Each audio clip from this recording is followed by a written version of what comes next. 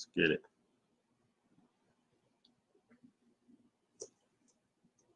Let's go.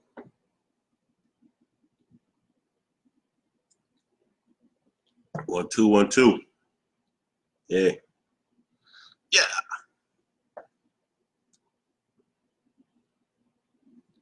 Let's get this one, y'all. All right, y'all. It's been a minute. It's been a minute. I know it's late. We're gonna touch on a couple things, y'all. I need y'all participation, so I need y'all to share this. I need y'all to like this. I need y'all to comment. You already know, Dizzle. Yeah. So how many of y'all? I want to see how many of y'all heard of the "Not My Harriot" movement.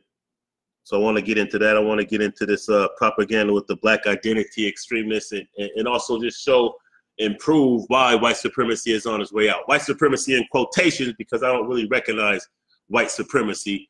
I recognize racism propagated systematically, you know, by white people, but I don't recognize them as superior. But that is what we typically use. So that's what we're gonna, just for conversation, just for you know, communication purposes, we're gonna go ahead and use that term. What's up to everybody? Let's first start off with this "Not My Harriot," because this is something that's kind of new, a little hashtag that's been on Twitter, having to do with the fact that, so there were those ADOS discussions. So if you, in the past, I spoke about the ADOS situation, right? And I spoke about the ADOS situation because I felt like it was kind of divisive in the way of breaking up or making the, even though there needs to be the distinction between the ADOS, or those of us who have been here for generations, or those of us who even call ourselves African American, or some of us call ourselves New African more appropriately. So the distinction being made with the ADOS and those who have migrated, or those who recently migrated from the Caribbean, South America, or Africa, or whatnot. More and more I've been seeing the necessity of that distinction. Now, and I say this because when it comes to politics, when it comes to social, you know, economics and encounters, and the way that we politically maneuver as Black people, as New African, as African Americans, as ADOS, it's quite different than some of those brothers and sisters of ours that came in recently. So at this point, because I'm seeing that there is that difference, and there is that push against us, there is that, you know, there has to be a difference. So what's going on with this "Not My Harriot" is, apparently for a Harriet Tubman movement, they've chosen a British-born sister of African descent from Nigeria to play Harriet Tubman. So I think it's appropriate. I don't know. What do y'all think about that situation? Let me get you guys' your thoughts on this before we move on to these other topics. What's your thoughts on, because there's a hashtag. Let's read through some of these hashtags. This is what some of the people feel on Twitter. We got somebody saying, hashtag "Not My Harriet" is America's hypocrisy at best. We got Antonio Moore of the ADOS letting you know that he was on this program, which I seen on Al Jazeera. We got Camille saying, "I'm tired of Harriet Tubman's legacy being disrespected. They wanted her to be on the $20 bill with Andrew Jackson looming behind her. Then a woman who has been openly disrespectful towards Black Americans is cast to play her in a movie. Hashtag ADOS, hashtag Not My Harriet." What y'all think? I don't know too much about the sister, but regarding that tweet, I'll say like this. First, let's go ahead and address this. Since we're gonna talk about Harriet Tubman, naturally, since we're gonna talk about Harriet Tubman and this hashtag Not My Tubman, and we're gonna speak about the Underground Railroad, we might as well. And we might as well speak about the $20 bill. I've approached this before. I've addressed this before. I'm gonna tell you like this. I still stay solid where I've always stood on Harriet Tubman being on the $20 bill. I think she deserves to be on the $20 bill. I really don't understand how some of our people think it's disrespectful to have her on a $20 bill. Now, this is no disrespect to the sister whose tweet I'm reading, because I don't know her. This is no disrespect to anybody who feels differently than me, but here's what I'll say about Harriet Tubman being on a $20 bill, which it doesn't look like it's really going to happen at this point, because Donald Trump doesn't want it to happen, so he kind of clipped it. It was supposed to happen. So the way I feel about it is, look, man, If we bust our ass at work, we bust our ass grinding, hustling, owning our business, whatever we do to get money. We bust our ass, most of us, for modern day slave masters that has slave masters on it. So in the realm of God we trust is a bunch of slave masters. Remember that, because that's the credo on the bills. In God we trust.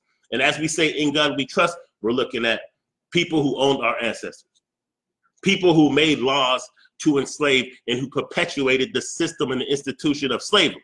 This is what we're seeing on our money. This is what we're striving for, to put that in our pocket.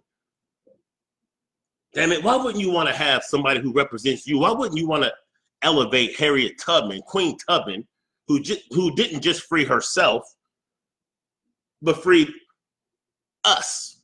She was part of why we're free. Because that Civil War is what did it. Yeah, she did free some people with the Underground Railroad. But the fact that we won the war did it. Why wouldn't we want to pay homage and elevate her to the realms of in God we trust? Huh? What would it be like having our own people who've been through the struggle and who served us being on the money rather than those who served them and who enslaved our people? Why would anybody have a problem with that?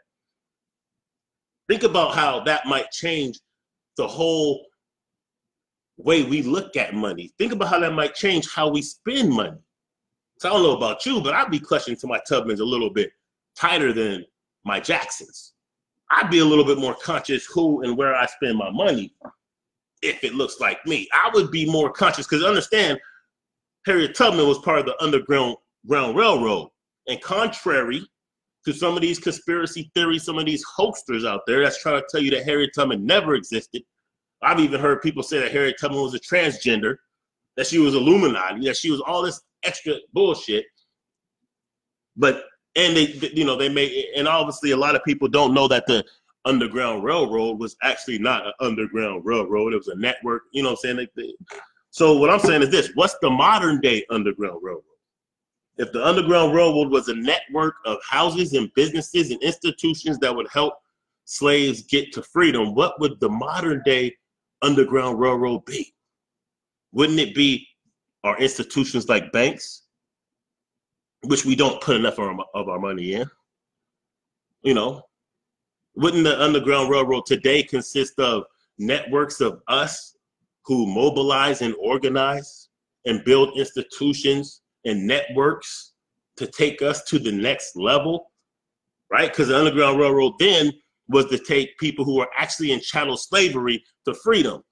Now that we have a relative degree of freedom, now wouldn't it be to take it to the next level? Wouldn't it be some of the things that we're doing even on social media? You see, we have to start understanding and recognizing progress. We have to start recognizing, even taking credit for some of the things that we're doing to move and progress our people. I think sometimes we miss that. And I think because we miss that, a lot of times we don't want to implement, or we don't want to see things happen that's actually marks of progress. I'm not saying Harriet Tubman being, and I don't want to make this all about Harriet Tubman on Dollar Bill. I'm gonna go through some more of these tweets, but I'm just saying, like let's at least understand this, because part of the title of this is white supremacy, the fall of white supremacy. So if we've been speaking this 400-year curse is going to be over and all this other stuff, then how come we can't identify when we start to see things that's going in our favor that should indicate our rise, indicate us coming together, should indicate, like we have a lot of indicators that should let us know, like, yo, white supremacy as we know it is on the way out. A lot of white people are done with white supremacy because they're seeing it doesn't even benefit them, but that's not the point. Let's get back to some of these. I'm just curious to think, or to see, what some of y'all think about what's going down with the Not My Harriet movement. Do you think that it's appropriate for a British? I mean, she's black, she's Nigerian, she's, African. I think it's inappropriate. I think it's very inappropriate that a British sister is playing Harriet Tubman. Not out of hate, just because, there's plenty of sisters in the United States, ADOS, New African, African Americans, whatever, that can play that role. There's plenty. You feel me? And the way I see it is if Britain don't have enough freedom fighters that look like us that they can make their own movies about their struggle, then they need to go ahead and just hop on board and just, you know what I'm saying, take heed and recognize what we're doing and get in line and take orders from us. Take cues from us. Sit back and soak up the game from us. Because obviously we're the ones that's leading this struggle for international freedom and self-autonomy for African people around the world. That's what I would say about it. But let's see what other people have to say. This week's episode of the hold on. No, I don't think that's it. Let's see what else we got. British actress Cynthia Evil, I guess that's her name, set to play American abolitionist icon Harriet Tubman. But why some people are saying not my Harriet? You could check that out on Al Jazeera. So I just kind of wanted to touch on that real quick. I want to see kind of where people was at with that. You know what I'm saying? Because what I do notice, and this is why we have to take back the narrative. So this is something I did want to get into. You know, you may have heard me say, and I ain't really been on social media lately. I've been doing some other things, but you've been hearing me say throughout these years, like the last 4 years, why it's important to control our own narrative. Why it's important for us to tell our own stories or direct our stories or steer the conversation or control the narrative of our own stories is very important. Because for the longest, what a lot of us don't know is a lot of those step and fetch it, cooning ass people who used to represent us on TV back in the day, they weren't us. Yeah, they were cats that came from the Caribbean or cats that came from different areas, you know, saying that they love to control our narrative for us. It's kind of like if you've seen how CNN now is jumping to put together a 4-person panel, including Angela Rye and some other people. They want to put this panel together to throw them in front of America to represent us. So here's what I want y'all to understand about social media and what some of y'all been doing on social media. Whether you have platforms or not that are,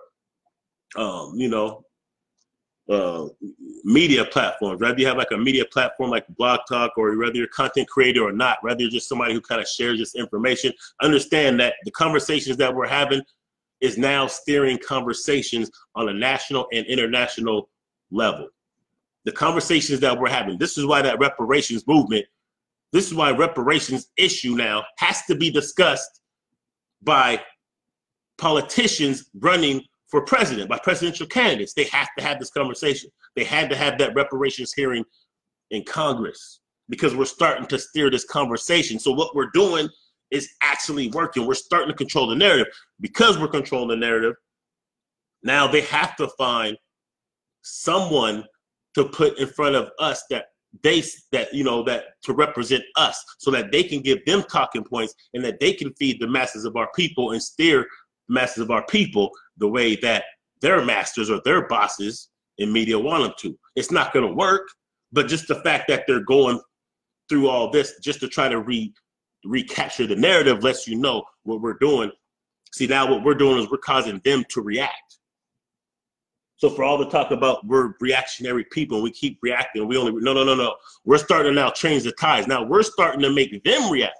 So because we're speaking about reparations, because there's all kinds of media platforms online speaking about reparations, because there's so many of us sharing things on the different social medias, from the Twitters to the, MySpace, yeah, Facebooks, you know what I'm saying, and YouTube. Since we're having these conversations, they know they have to have it. So when you have Mary Williamson coming out saying that she wants to propose a $100 billion package for reparations, that's a good thing. Hell no, it's not enough. $100 billion ain't gonna cut it for the reparations, but damn it, we gotta start the conversation somewhere. At least a number is now introduced. Now we can go through and we can calculate and we can see why that number is not close to enough. But that is, 100 billion is 10% of a trillion. So we've been speaking this trillion, that's 10%. 100 billion is 10% the way there. Feel me? So that means that at least we had the conversation. At least it's out there. We needed it out there before we could actually pursue it. It wasn't going to just happen by us having this conversation on social media. It wasn't going to just happen by us having this conversation in different meeting places. It was going to take politicians embracing and taking that conversation to the next level, organizing and even putting money behind those who can represent the case. But now we're steering the conversation. We're making them have to react. That's powerful. That's powerful. Let's not, come on, man. We have to recognize the power that we have. So that way we can learn to continue to mobilize behind it, how to refine it, and how to get what we need out of it. So it's a good thing that these conversations are having. Now we have to make sure that we keep control of the narrative of the conversation.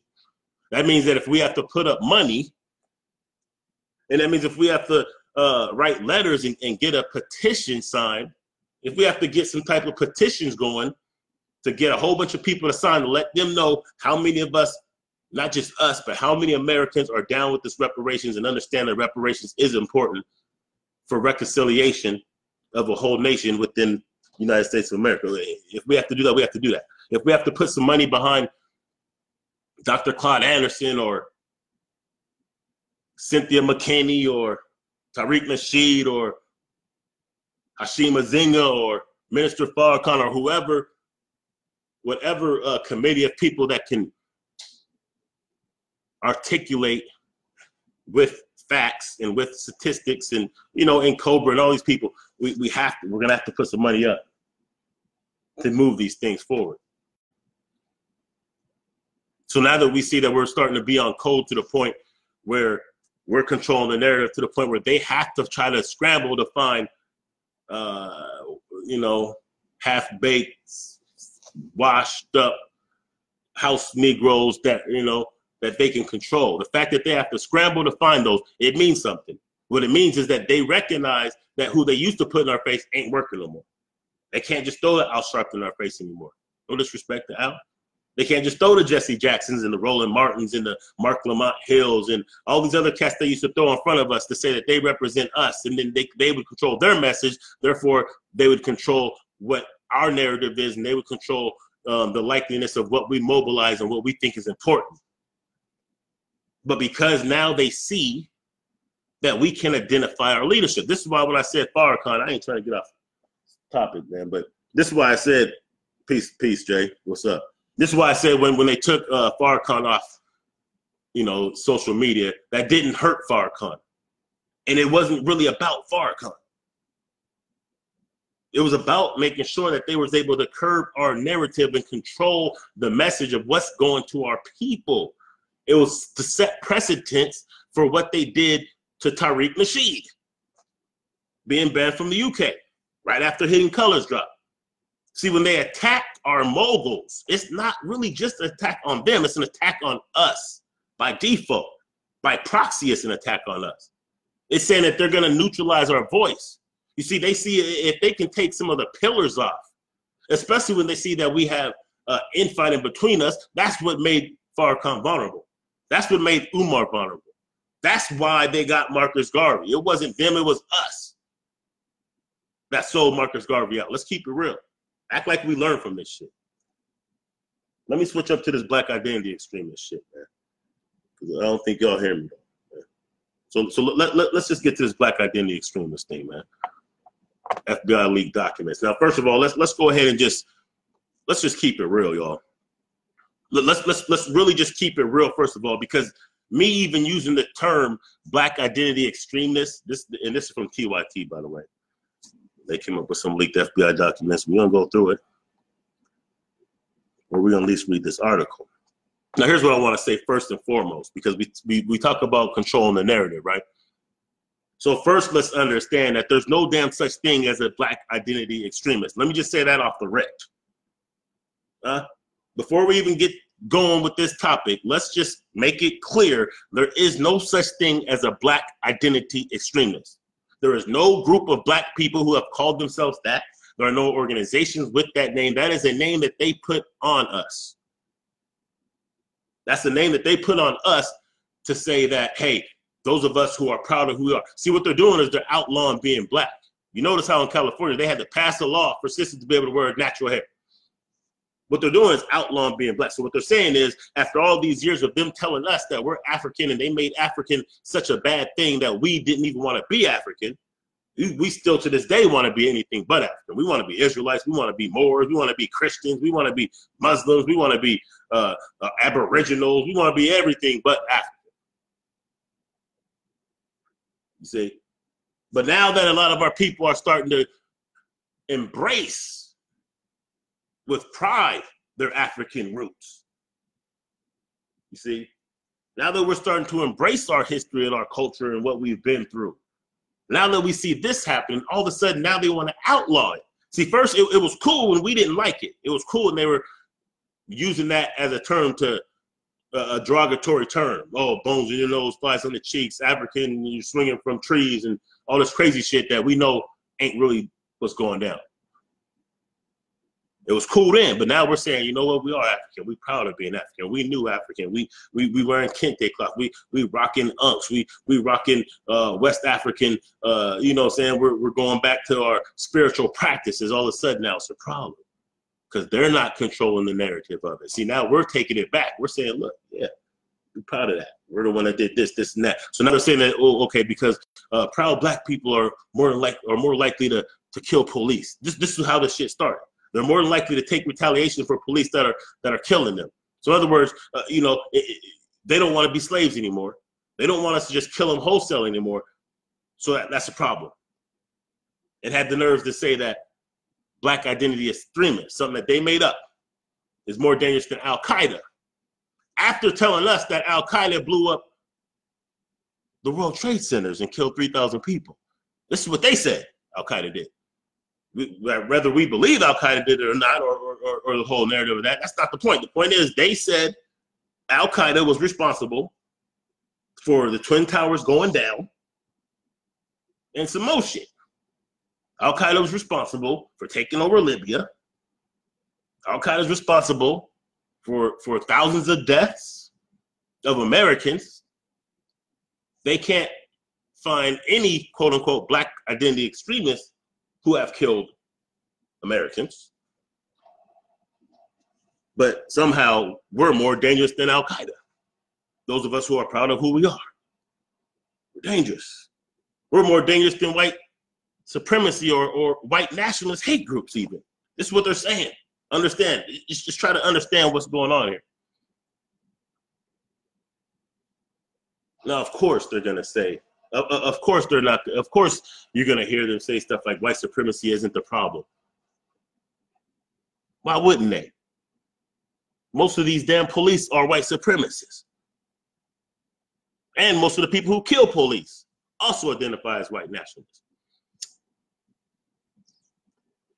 But the idea, it's just counterintelligence again. Like I've been telling you, this shit is still around. Counterintelligence is around. You look at these Negroes who only have negative things to say about their own people. That's counterintelligence. When they're curbing the message of a Farrakhan and putting out documents saying that black people who are proud of themselves are dangerous to America or domestic threat, that's counterintelligence. What they want to do is they want to scare any non-black or non-African descent people. They want to scare them into thinking that, hey, these people are a problem, we must exterminate them ultimately. Oh, these people are a problem, so when you see the police kill them, don't worry about it, we're getting rid of the problem. This is subliminally being put in their brain. It's not even so subliminal these days. They want you to say, hey, when you see black people getting higher sentences for the same crime, it's because we know ultimately, hey, they're dangerous. By the way, so many people shot in Chicago this weekend that they had to close down the hospitals. You know what I'm saying? But those aren't black identity extremists, though, right? So black identity extremists is also more dangerous, apparently, than quote unquote gangbangers, because they ain't got no bodies on the black identity extremists. Yet they're saying it's more dangerous than Al Qaeda, an international terrorist organization, as they say. It's more dangerous than white nationalists who've been the ones that's been doing these mass shootings, like the last 3 that's happened, like the ones that's been foiled. These are all white supremacists. The dude that shot up those people in Las Vegas had white supremacy or white nationalist ties. But they're saying that black people who are proud of who they are, So in other words, if you see a nigga with an unk, he's probably a problem. That's basically what they're saying. If you see a cat that's into the Bible and that's probably a problem. These Israelites, they're a problem. These Moors, they're a problem. Everybody's a problem. Yeah, we're still fighting amongst each other over this bullshit, right? To some degree. We are still bickering. It's mostly this online bullshit. But there is divisions between our ranks. But there's not a division to these people about how they feel about us. So you're a Moor and you don't think you're black. Guess what? You're still a black identity extremist to them. You're an Israelite. You don't think you're black. But guess what? To them, you're still a black identity extremist. Know that. Let's go into these documents, shall we? Let's get the receipts.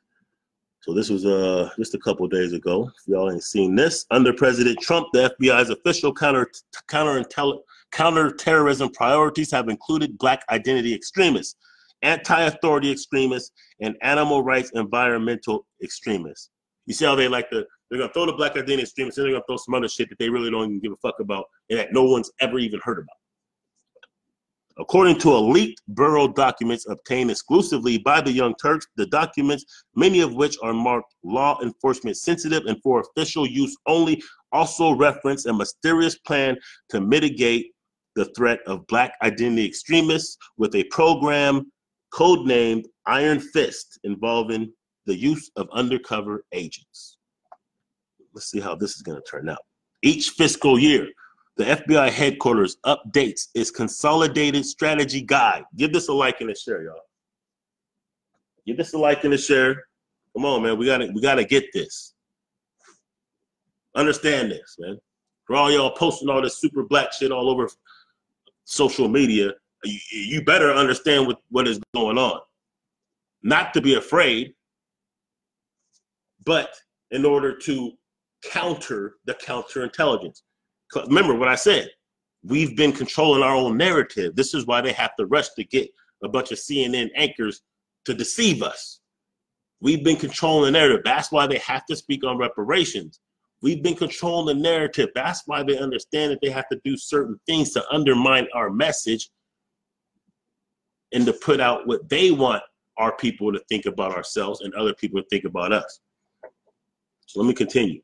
Each fiscal year, the FBI headquarters updates its consolidated strategy guide, which lists the bureau's priorities in numerous domains such as counterterrorism, counterintelligence, and cybercrime. When in August 2017 internal FBI report referencing the counterterrorism threat posed by black identity extremists was published by Foreign Policy, the FBI became the subject of intense criticism for adopting what critics alleged was a racially loaded term.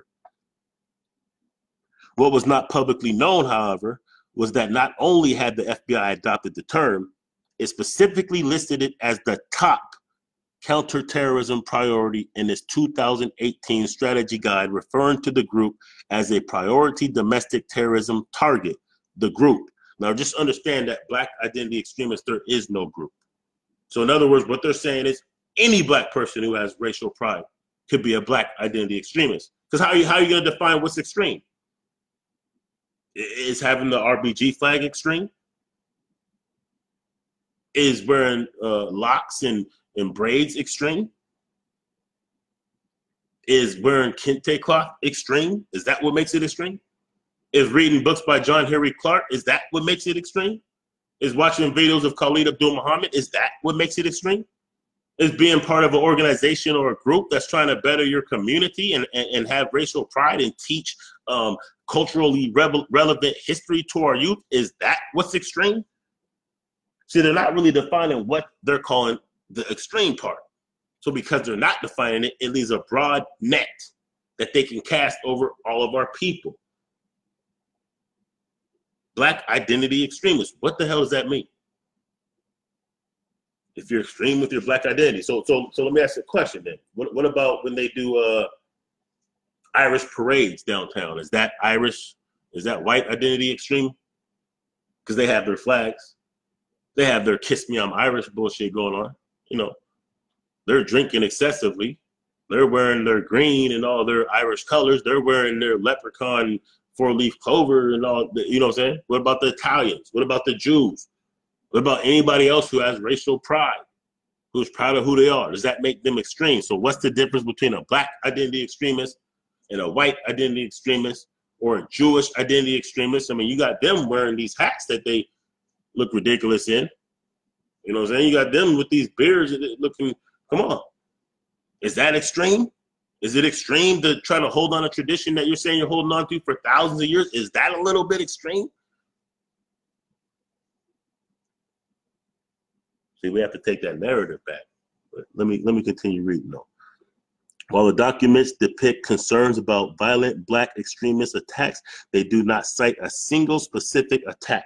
Unlike white supremacist attacks, of which several prominent examples are provided. Furthermore, although the FBI last month reportedly assured Senate Democrats that it had dropped the term black identity extremist in favor of one that isn't race specific, the document suggests that this was misleading. Despite changing the name, the Bureau retained much of its original definition and still targeted black people. Let's go back to this right here, though.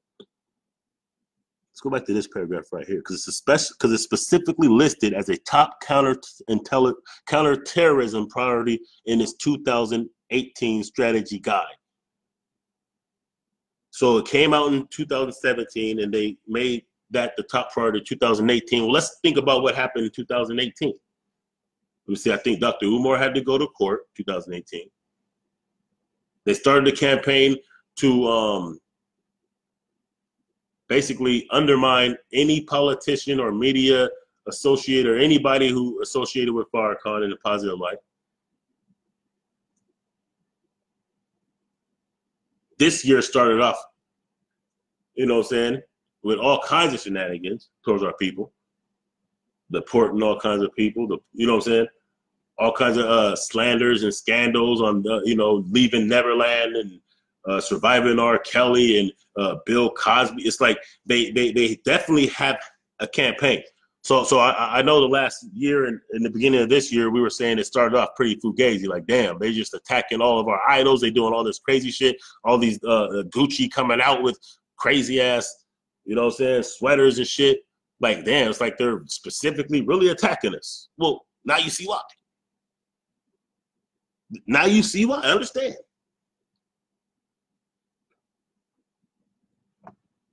What else, man? So grave did the Bureau consider the threat of black extremists that from 2019 to 2020, using new designations, it listed the threat at the very top of its counterterrorism priorities, even above terror groups like Al-Qaeda. Come on, y'all. See, the reason why we have to not only understand this, but why we have to counter this, we have to counter this counterterrorism, and we have to really put the true narrative, and we have to continue what we've been doing on social media, which is not let them forget, not let them disassociate some of these mass shootings and some of this other shit that's going on. Don't let them disassociate the white nationalist allegiance that many of these shooters have. Let's not let them disassociate. Somebody hit me up with something today saying what was it? A police officer was killed by a white nationalist somewhere in, where was it? I can't remember. But it was just today. So I'm saying like we can't allow that to die out. We have to continue to put that out there. If you're a content creator, put that out there.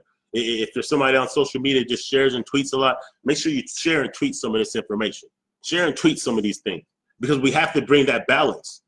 We have to really show the mirror in America's face so that some of these sheep don't get it twisted. See, a lot of people are waking up, not just our people, a lot of people are waking up. We have to continue to put them facts in people's face so that they can't continue to sell people what they want people to think about us, while they waste taxpayers' money to so-called monitor black people for no damn reason. Meanwhile, they're really doing a disservice to other Americans, even white Americans. So y'all white folks need to be paying attention. Yes, it's actually a danger to you. It's a disservice to you and your taxpayer dollars too. When they're wasting their time, they want to watch somebody like me. I ain't plotting nothing against anybody. I'm plotting for the salvation of my people, the restoration of my people. For hell, the restoration of my damn self. This is what we work on. We work on building things. We work on trying to do things that really most governments do for the people off top, especially if these people are responsible for the wealth and power of the damn nation. We shouldn't have to do some of these damn things that we're doing. We're the reason why America is wealthy and powerful. Yet we're under scrutiny when we try to fix our own damn communities. So they'll allocate tax resources to watch and monitor us. Meanwhile, you got white boys planning to blow shit up and shoot shit the fuck up. Just saying. Racially motivated extremism generally includes white racially motivated extremism, previously referred to as white supremacy extremism, and black racially motivated extremism, previously referred to as black identity extremism, the FBI document said. The FBI's new 2020 counterterrorism priorities changed the designation yet again, this time to racially motivated violent extremism. However, the new term also includes much of the same definitions of the 2018 Black Identity Extremists. The 2020 threat guidance states RMVEs, racially motivated violent extremists, use force or violence in violation of criminal law in response to perceived racism and injustice in American society. Let's break that down real quick. So what they're saying is racially motivated violent extremists,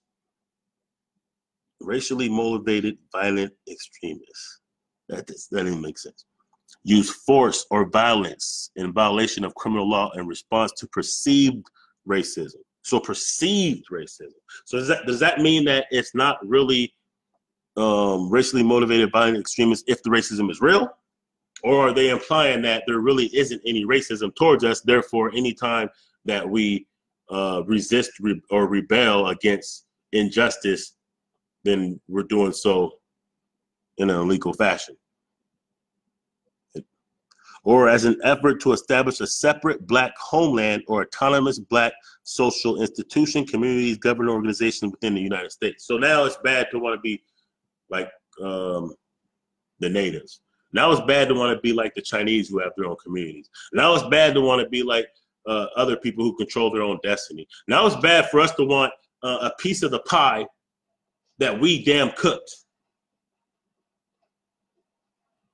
Now it's bad to want what we were promised in the 1860s, which is that 40 acres and a mill. Now we want that 40 acres and a mill. Now they've labeled us as some type of terrorist organization. So black people are now terrorists if we want our own land and if we want to civilly govern ourselves. If we want our own piece of territory, if we want to take our institutions and use them to benefit ourselves, that makes us extremists now. They're taking the basic principles which all humans desire and making it illegal for us to pursue. It's very important that we get this kind of information out. Let's not start lacking now. We're controlling the narrative. Let's keep our foot on the gas. We can't be fearful, because if we're fearful, we're not gonna make any moves. If we don't make any moves, we're food. Let's continue reading, man. The FBI judges some RMVE perceptions of police brutality against African Americans served as justification for predominantly retaliatory violence against team, document states. Now, if you really look at the numbers of black people retaliating against the police, it's almost non-existent. Almost. Like if you look at the numbers of how police officers die, most of them don't die in the line of duty because of somebody killing them. Most police officers die of suicide or car accidents. Some of them, and then I think next is like health. Down the line, you get to people who, retaliate in a violent manner against police, but 70% of those are white nationalists. These are just the numbers. Almost none of them are us. But they're going to take the smallest numbers of their death and make that the biggest problem, which is really a disservice to their damn self. Really. It's a disservice to themselves, but it also puts it's also bad propaganda for us, though. This is what must be understood. This is why we have to continue to push. This is why we have to at least understand like what's going on. As we sit up here and bicker over this dumb shit, this is the kind of shit we better start knowing about. This is the shit that we really better start getting out there. We shouldn't be relying on the young Turks to put this kind of information out. This is the kind of information that we need to be putting out. So the origins of the threat. The 2018 Great Guidance strongly suggests that the Black identity extremist term emerged from the Black Lives Matter movement, specifically the 2014 shooting of Black teen Michael Brown in Ferguson, Missouri, and its aftermath. Now let's break that down because they've been saying that Black Lives Matter is a terrorist organization for a minute now. This is an organization that's not responsible for any deaths. This is an organization that really a lot of Black people don't really fuck with. Like we understand the sentiments of the hashtag, yeah, Black Lives Matter, but we really don't fuck with Black Lives Matter like that for the most part, because we know that they endorse homosexuality. So anybody who they might call a Black identity extremist, we don't fuck with Black Lives Matter like that. However, let's keep it a buck. Who funded Black Lives Matter for the most part? It was George Soros. So if you're implying Black Lives Matter is a terrorist organization, or the origin of the Black identity extremists, then why the hell aren't you indicting the founder or the number one funder of this organization? See what they're saying is if we start to mobilize over us being killed, because you have to understand something. When you say the Black identity extremists, you say the white nationalists, you say the police brutality, understand that the white nationalists, the white and the police go hand in hand, because we've already known that these KKK have infiltrated the government, starting with local government first. We know that. So if a lot of these police officers are down with this, and a lot of these judges and other people in government and media are down with the Klan, then it's natural that they're going to say the Klan ain't the problem. It's these Black folks that are mad that these Klan/police officers are shooting them. See, as long as we just die silently, it's cool. If we start bitching about it and mobilizing about it and standing up against it, oh, now we're a problem. Now it's Black identity extremists. Now you're actually a terrorist. You're a terrorist because you don't want to be terrorized. Maybe that's why they call it counterterrorism. Let's see what else. The threat guidance goes on to attribute the threat in part to violent rhetoric on social media as well as media attention generally. The threat to law enforcement from BIE is likely to remain elevated and may continue to expand, driven in part by continued calls for violent action on social media, the document says. The FBI assesses racially charged events coupled with the widespread media attention of the events remain contributing factors to the emergence of violent tone offenders within the BIE movement. So they're on social media, no doubt, right? We already knew that. So when you have these people that's trying to stoke certain things on social media, just know that those could be agents. Just know some of these, just know when you're constantly getting flagged and your channel shut down and your page is suspended, just know that the monitor is, you're being monitored. Like, we're being monitored, but we already know that. That's too easy for them to do, right? It's too easy for them to make a fake profile and start trolling. They do that. Shit, baby mamas do that, right?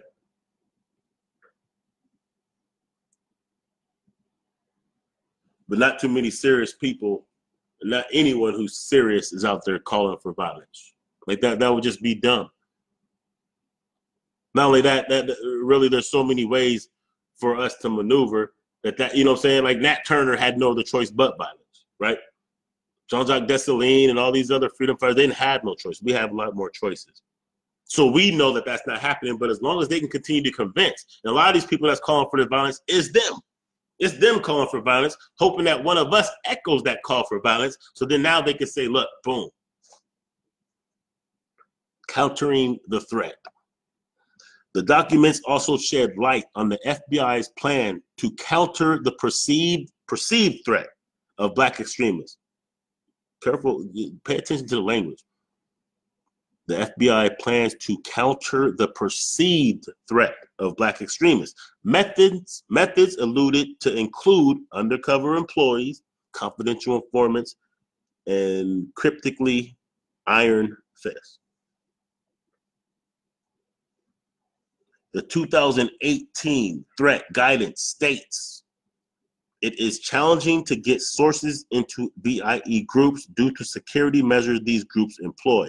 The vetting process and time investment to gain access to leadership in BIE groups is very lengthy. The use of undercover employees and online covert employees on BIE groups would provide valuable intelligence to assist in mitigating the threat. I hope y'all are paying attention, man. I hope y'all are thinking about this shit. So let's break this down a little bit.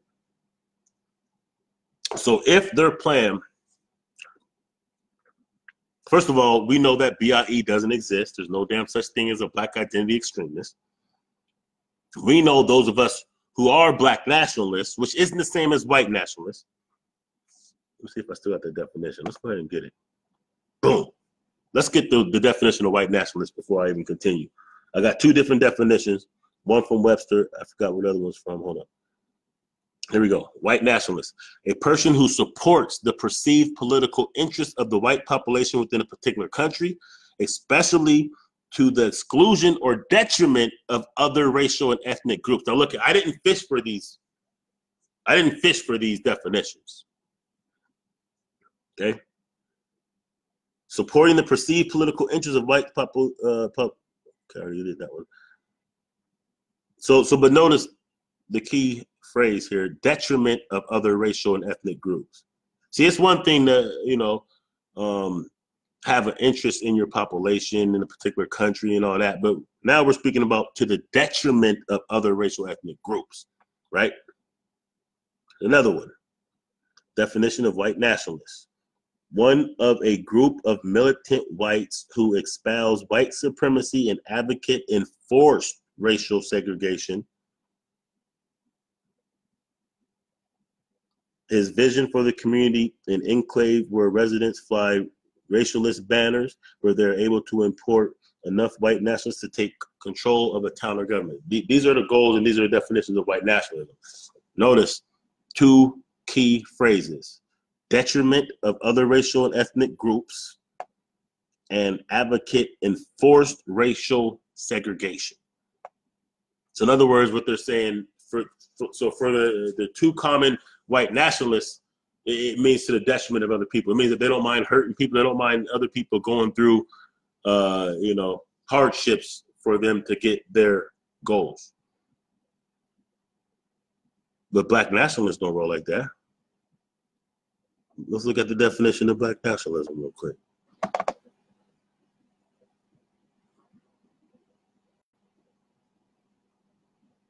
Let's get it. Hold up. Before we continue, we got to make this clear. Because what they're going to try to do, is they're trying to merge Black nationalists with white nationalists. They're trying to make what we want as Black nationalists the same as what white nationalists want. And by doing that, then they're going to imply that the methods of obtaining these things would be the same. But Black nationalism, you know, as a general definition or sentiment, is a pro-Black political and social economic philosophy to help Black people independently achieve social equality, economic empowerment in the governance of the politics within their own community. Being pro-Black does not mean being anti-white, but that the interest of Black people as a community, socially, economically, and politically comes first, in the governments of men, regardless of religious ideology or other beliefs. That means that we put our nationalistic endeavors before we put socially and economically before we put our religions or different ideologies or beliefs. But nowhere in there does it say to the detriment of other people. Nowhere in there does it say, hey, in order to establish black nationalism, we might have to kill some people, or it has to be to the detriment of other people, or we're going to force segregation on people. So that's important now. Now let's continue, because they're talking about the threat, right? So as we see what white nationalists are willing to do, they're making basically black nationalism a threat, terroristic implications to those of us who just want our own.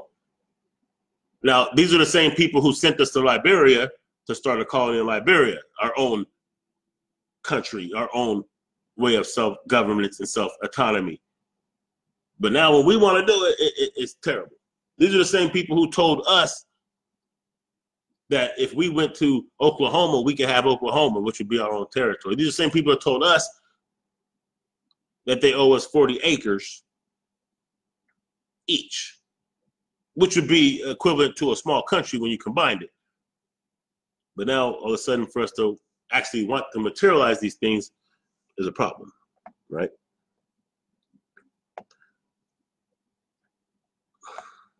We got to continue. Field offices will evaluate their need. Hold on, no, we got to go back to this, how they're going to be trying to do this online so we can really understand this. Let's go back to, because they're saying it's the rhetoric on social media, and part of what they want to do is they want to employ ways to infiltrate our groups. They want to use social media. So here's what I'm saying. Here's my point on that. See, I'll be speaking about being on code. See, being on code is a way to actually strengthen our ranks and to actually protect ourselves. See, because if someone can't understand why attacking our own people over petty differences, like you want to be mad at Farrakhan because he practices Islam, you want to be mad at Farrakhan because he implemented some Scientology procedures. You want to be mad about petty things, and you want to disregard all the good things that he has done. And this is what a lot of us do towards a lot of our people. We find small petty things that we don't like as a way to throw away the whole message and everything, all the life's work of some of our greatest elders and some of our greatest laborers that we want to throw under the bus over petty things. Well, I'm saying we got to stay on code. Because if you don't understand the importance of that, then how do we know that you're not an agent? This is why I keep saying, like, look, these are agents. These are agents. When they can only say negative things, when we're saying we need to start boycotting, and they say so, like, well, they're just going to lay off our people first. It's not worth it. Or when we say, hey, we need to put our money in black banks. Oh, well, it's all part of the Federal Reserve System, so it doesn't matter. Oh, we need to spend our money with black businesses. Oh, there's really no black businesses anyway because we're all still using the same economic system. It's all the same, so it doesn't matter. See, when people are saying that, you got to think, like, these are agents. Literally agents. I don't care if they're getting a check or not, because we can't distinguish the difference. Because if they're trying to infiltrate with social media to disrupt what we're trying to do, that's an agent. That's the same things they're going to do. So whether you're doing it of your own will, or rather you're doing it because the government is giving you a check, it doesn't even matter at this point.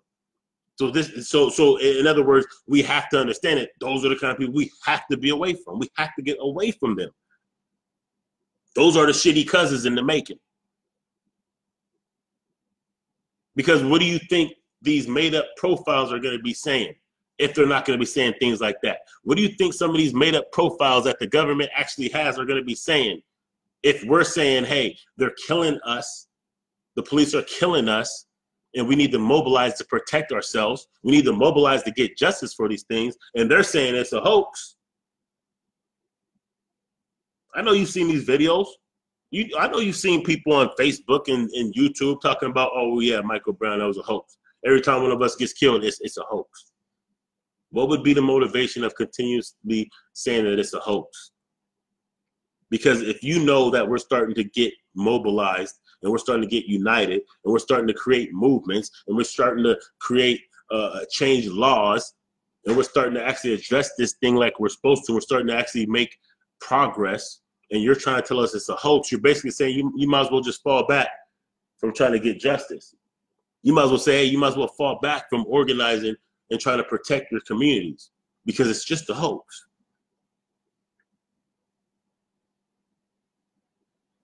Isn't that a maneuver that you can't perceive? That if there are agents that are going to try to infiltrate pro-Black groups, Facebook groups, organizations, don't you think that these are some of the tactics they would do? So anytime you see somebody going against the grain that hard and that you can't even reason with, just assume that these are agents. I've been reading y'all the definition or the paperwork from counterintelligence program in 1967 for a minute now. No need to go backwards now, because now we got counterintelligence 2017/1819. So we at least just understand this shit. When you see people who, come on, man, I don't care how you feel about some of these people that they're banning, the Farrakhan's and whatnot. If you can't see the value in just being quiet about it, if you can't see the detriment and going on social media saying how much you hate this person and this Black leader, even though they've done more than you'll ever do, if you don't see the danger in doing that, then you're a detriment to our progression. If you can't see that, and you may just be an agent. Because remember, agents doing their job. Their job is to just hardline disrupt. And if that's not your job, then it seems like you'll be able to listen to. So be careful of these cats who only have negative things to say. Be careful of these cats who keep going against the grain and shitting on our ancestors and our elders. Be careful of these cats who want to provoke us into things, to say things that, you know, can get us caught up, because we know we're being monitored. And even those who are monitoring us, these agents that's talking all that BIE shit, they know that's not really our goals and plans. That's not the point. The point is if they can convince enough other people that, enough of our own people that we won't affiliate with being with racial pride or with activism. If they can convince enough white people or Asians or Hispanics or whatever that these Black people that are running around with unks and you know, kente cloth and these different fancy names, and they're proud of their Africanness and their yellow and Black power, if they can convince the rest of the country and the rest of the world that those people are a danger, then nobody will bat an eye when they continue exterminating us. Understand that. This is why we must control the narrative. Let's keep on going. All right.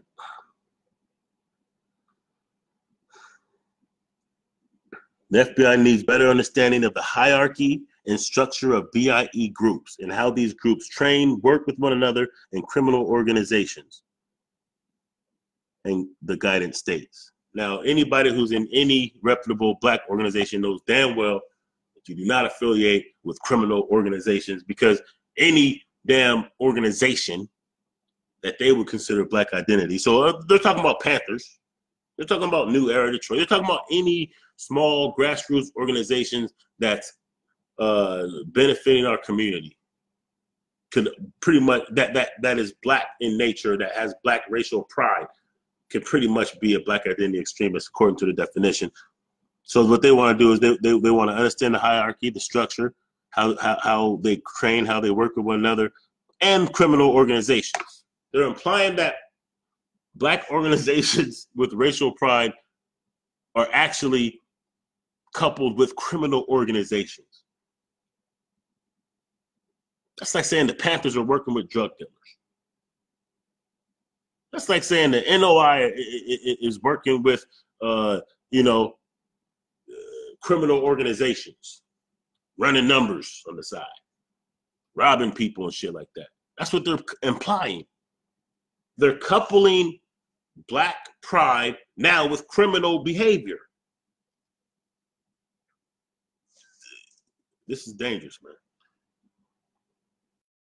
The guidance also refers or references legal and seemingly innocuous activities as key threat indicators, including attempts to identify the names or vehicles of law enforcement officers. Okay, so now what they're saying is when, if you ever been in a situation where the police are illegally harassing people and you ask for their badge numbers and shit like that, well, that would be an activity that would be a key threat indicator. That's something that you have the right to do. Ask for the name and badge number of a police officer. They ask for our names and our ID all the time. So as they're doing some of their stop and frisk and other things that we know is illegal, as they're harassing us, if we ask for their badge number so that we can turn them in or file a complaint, that now is seen as a key threat indicator. Practicing the Constitution and the law to protect ourselves and to make a complaint on someone who we pay their salary through taxes is now key threat indicator. See, it's not saying if white people do that, right? If a white girl's getting harassed, she's like, fuck you, I want your badge number. That's not a threat indicator. But if we're getting jacked up and we want their badge number so we can file a complaint and maybe a lawsuit, that's a threat. Threat mitigation strategy, Iron Fist. See, back in the day, they called it counterintelligence. Now they're calling it Iron Fist. Just know that. Iron Fist, an FBI program not known to the public prior to the publication of these documents, was a strategy implemented by FBI headquarters to mitigate what is considered to be a threat posed by the Black Identity Extremist movement. There's no such thing as a BIE movement. I don't even like saying that because I'm actually validating the term that they just made the fuck up. But just for communication purposes, we're going to do this. Because this has to be understood. And even y'all that's watching this, listening to this, if y'all are content creators, break this shit down your damn self somehow. I mean, share this, like this so other people can get it. But damn it, break this information down yourself and put it out there.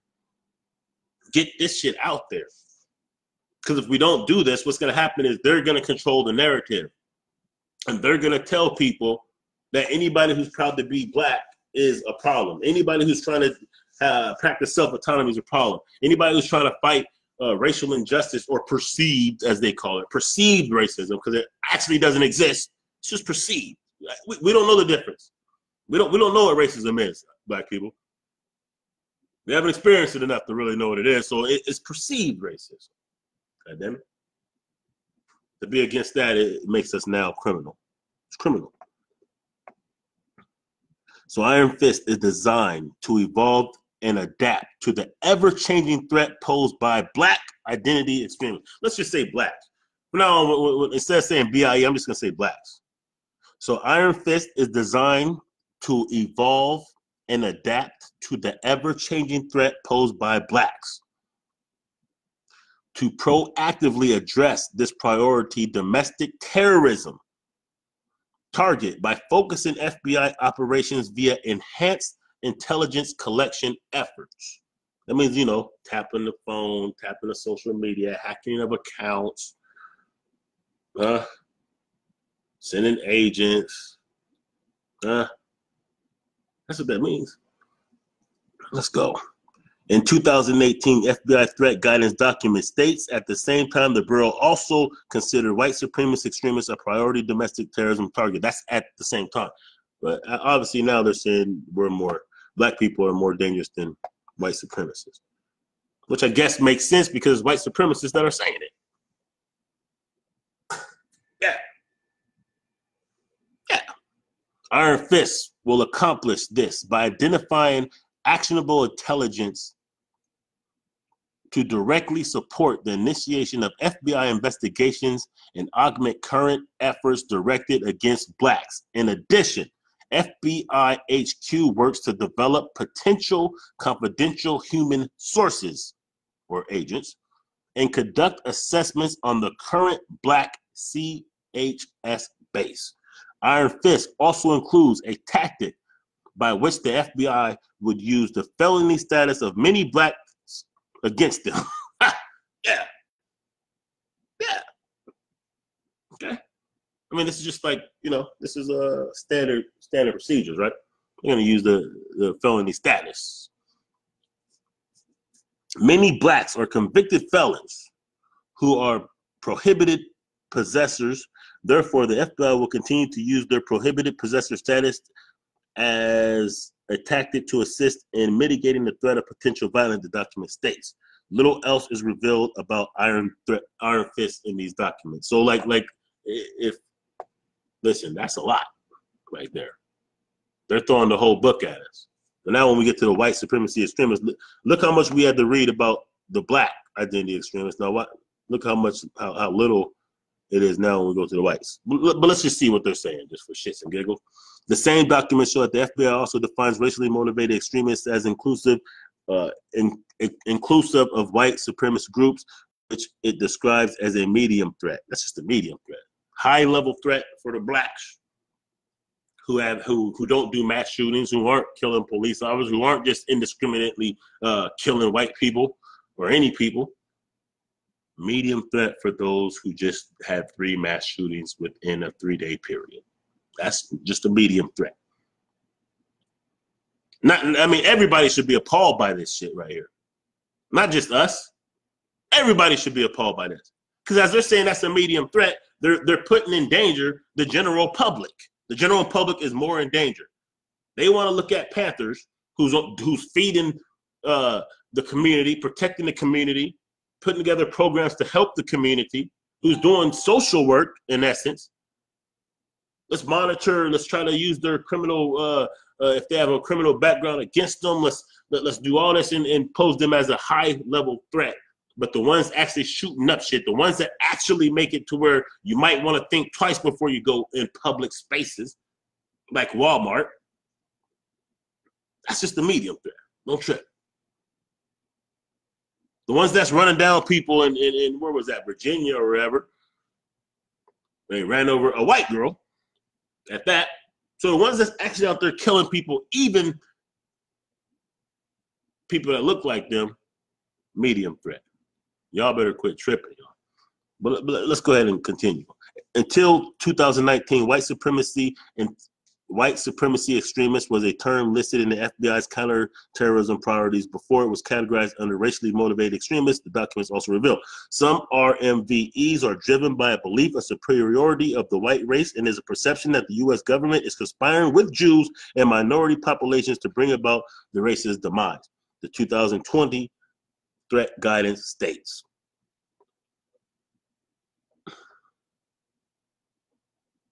I don't know if this is the key word or why. The only reason why they're even bringing up white supremacy extremists. I'm just saying. I don't know. Anywho. While the 2020 threat guidance alludes to violent black extremists, you can't even not bring up black people when you're talking about this shit. Each of the specific attacks referenced were carried out by white supremacists. In October 2018, attack on a synagogue in Pittsburgh, which killed 11. That was white supremacy, white supremacist extremists or whatever, white nationalism. The March 2019 attack on 2 mosques at Christ Church in New Zealand, which killed 51. The April 2019 attack on a synagogue in California, which killed 1. In July, FBI Director Chris Rye told Congress that the majority of terrorism cases the Bureau has investigated in 2019 are motivated by the same version of what you might call white supremacist violence. The head of the FBI's counterterrorism division testified that 40% of domestic terrorism cases were racially motivated extremists and that most of them were white supremacists. Despite the apparent rise in attacks, the document shows that in 2018, the FBI anticipated a decline in national white supremacist groups. How convenient. The FBI further judges ongoing attrition of national organized white supremacy extremist groups will continue over the next year, yielding a white supremacy extremist movement primarily characterized by the locally organized groups, small cells, and lone offenders. The 2018 threat guidance says. How convenient. How convenient that they're going to downplay the actual threat while magnifying something that's not a threat. How convenient. How convenient that the same people who definitely have, quote unquote, white supremacists in their ranks are downplaying the threat level of themselves, basically. Okay. Let's keep going though. Infighting and lack of leadership have made it difficult for groups to organize nationally and to sustain their membership and influence. The internet and the emergence of social media has also enabled individuals to engage the WSE movement without joining organized groups, the 2019 threat guidance says. So let's just recap what that means right here, or how I read that. I could be wrong, but it's basically saying is, look, hey, you ain't got to worry about white supremacist, white nationalist groups because, you know, they don't really have too much membership. They're just local. They're just local little small groups and lone offenders, just lone offenders, you know, lone wolves. So you ain't got to trip. It's not them you have to worry about. It's those well-organized, weaponized blacks. That's what you got to worry about. They're the threat. They're well organized. They're equipped to do so much. They can take over the whole goddamn country if we let them. We better neutralize them now. Don't worry about the white people because they're just lone wolves. They're just lone sharks. They're doing it by themselves. They're small. They're not as organized. They don't got the numbers. Minimize the real threat. Let's see what's going on, y'all. Let's see. What else we got? So, yo, as a quick recap, I think I already, okay, this is just one little article. All this article does, I'm not even gonna get into that. I'm gonna close this down because I didn't really not mean to be doing this for that long. But really just the this is raw story if y'all want to see it. It's the article called, and this is like from last year though. Only reason I was even gonna load what I was gonna go into this is only because it just shows that the DOJ blocked the report showing the white supremacy responsible for all the race-based domestic terrorist incidents in 2018. So what they're saying is that every all the terrorist incidents of 2018, especially that were racially based, was all white people against other people. All right. So basically, all I want, that's what I wanted to do, man. I wanted to first of all say, look, I don't even want to keep going into that, but I wanted to go into the Not My Harriot movement a little bit and why it's important for us to continue to push Harriet Tubman and why we got to stay on code and things like this. But really, what I want to say is this, man: the work that y'all are doing on social media, right? Those of y'all that are sharing different kind of information, those of y'all that are tweeting, those of y'all that create content, continue to do so. Continue to push the proper narrative. Continue to isolate from those who only have negative things to say every time we have something that we're trying to get done.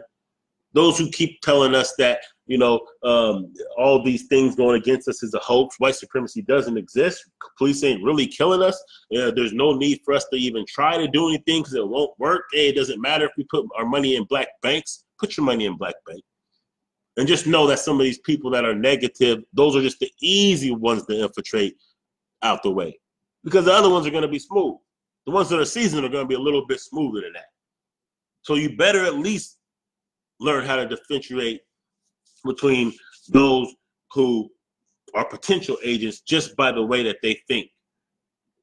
If you're still operating in the space that we can't do this and they won't let us do that, then it don't make no difference if we do this and we can't boycott because of this and that. Look,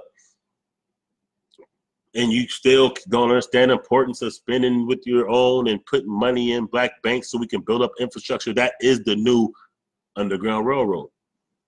Creating that infrastructure of economics and politics and unity and love. That's the new Underground Railroad.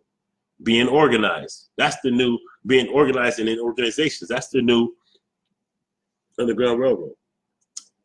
And also, as I end this is Jay Dizzle. Make sure you like the Black Guy Stand Radio page, join the Black Guy Stand Nation Facebook group, join the Liberation Minded Media, check out New Formation Radio, you know, all that good stuff.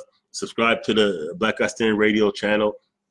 But for those who make content and just share content, keep doing it so we can continue to share, control our narrative.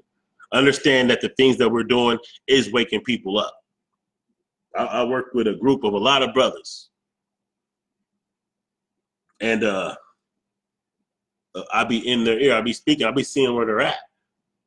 Almost everybody I work with, I'm talking about construction dudes, conscious. They know what time it is. They study a lot of these things that we be studying. They're hip. And the best part about it is, I'm gonna tell you like this. And this is why I say to people who be like, oh man, there's nobody conscious, somebody. Well, yes, there is. Wherever you're at, there's people who think like you. If you're not getting to them, it's because you're either one, you're not active in anything, or number two, you're not as conscious as you think you are. Because if you are, you will attract those people. No matter where you're at, you will know who's who. You won't even know. You'll just automatically go to them. And the like minds will attract. So what I'm saying is this. The things that we're doing is working. Because when I speak to these brothers and these sisters, they're very hip. They know what's up. They study a lot of these things. But when I bring up big time names that I think that they would know, Umar Johnson or Tariq Nasheed or Hidden Colors, when I bring up things like that, they're not hip. So that means even some of y'all that think you're out there and you ain't nobody really listening to what you're saying, people are listening, they're waking up. You're inspiring somebody. You're waking up somebody. You're nudging them somewhere. It's working. Keep it cracking. It's Dizzle. I'm out.